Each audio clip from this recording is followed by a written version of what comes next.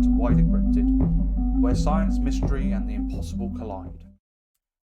Today we have another script by Ben, and we are looking at Are Wormholes Natural Time Machines? Now, in all honesty, Ben only got this script to me earlier today, so we're fundamentally doing a cold read here, so forgive any mistakes I make, but I'm going to do my best. Imagine stepping into a tunnel and instantly coming out of the other side of the universe. First mistake. Let's try again. Imagine stepping into a tunnel and instantly coming out on the other side of the universe. Or maybe even another time. That's the promise and the paradox of wormholes. They sound like pure science fiction, but wormholes aren't just made up portals from movies. They actually fall out of Einstein's equations as possible shortcuts through space-time. And here's the really interesting part. If they exist, they might not just connect places, they could also connect moments. Ben, ever the optimist, calls them nature's own time machines. But before we start skipping through history, let's ask, what are wormholes really? Could they actually exist? To understand wormholes, picture space-time as a sheet of paper. You've probably seen this done before. Normally, to get from one point to another, you travel across the page. But if you fold the paper, the 2 points touch. That shortcut between them is the wormhole. Einstein and his colleague, Nathan Rosen, first worked out the math in 1935. So early wormholes are sometimes called Einstein-Rosen bridges, and they're called that in the Thor movie from Marvel. On paper, they look like tunnels linking two distant regions of the universe. But in practice, they'd be unstable, collapsing before anything could pass through. Still, the math keeps nagging at physicists. If the equations allow wormholes, maybe there's a way to make one stable. And if so, maybe it could be used for time travel. Here's where it gets strange. According to relativity, time itself runs differently depending on motion and gravity. So if you take one mouth of a wormhole and put it in near a black hole, or move it close to light speed, its clock slows down. Meanwhile, the other mouth stays in a region of normal space-time. Step through, and suddenly you've jumped forward or backward compared to where you started. That's the theory. Wormholes could act not just like a spatial shortcut, but as a temporal one as well. Ben calls this the universe's express lane. Except instead of skipping traffic, you skip entire centuries. But there's always a catch. To hold a wormhole open long enough to travel through, you need something called exotic matter. This isn't sci-fi techno-babble.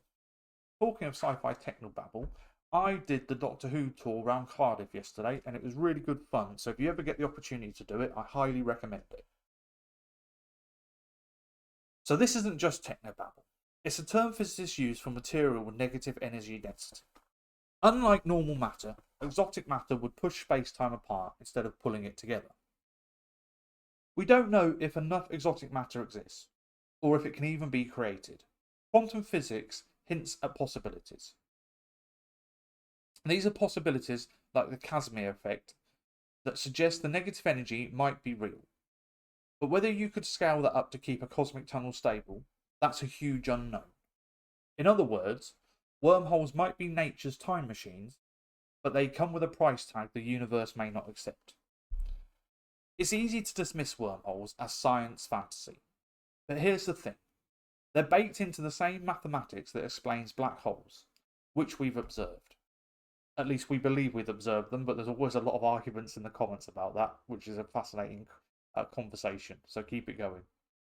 Physicists like Kip Thorne have seriously explored whether wormholes could be stable, even winning a Nobel Prize for work in related fields of relativity.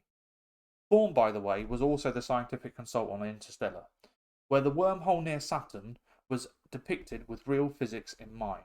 And I highly recommend Interstellar. It's a very good film, although the ending is a bit weird. And while we've never seen a wormhole, the equations don't forbid them. That makes them one of those tantalising ideas, impossible until proven otherwise. Of course, time machines come with paradoxes. If wormholes let you go back, could you change the past, kill your grandfather before you were born? we've done another video on the grandfather paradox. You should watch that one. Relativity doesn't give an easy answer. Some physicists argue that the universe would self-correct, preventing paradoxes, like in the Novikov principle. And we've definitely done a video on the Novikov principle, so again, go and watch that one after this. Others say wormholes might only allow travel forward, not back. Ben, of course, prefers the fun version. If you could pop through a wormhole to tell your past self to finish the script early, why wouldn't you? Ben, that is very apt for this video, isn't it, mate? Because in all seriousness, you literally got this script to me about 10 minutes ago, and now I'm recording it. In fairness to Ben, he's a very busy guy, and I'm very grateful for the work that he does for us. So, you know, show him some appreciation in the comments. But if physics shuts that down, maybe that's the universe's way of keeping writers on deadlines. Yes, maybe it is.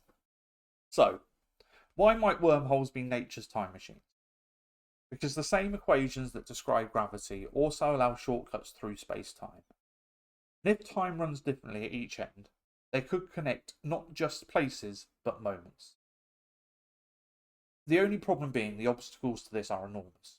Exotic matter, stability, and paradoxes. But the very fact that wormholes are possible in theory keeps the idea alive. For now, they remain in the realm of imagination and mathematics. But if nature does provide us with a cosmic tunnel through time, it would change everything we think we know about reality. And if Ben had his way, he'd already be packing for the trip. But that, as always, is a paradox for another day. I've been Tom, the script was by Ben, the editing is by Max. This has been Decrypted, because nothing is quite what it seems.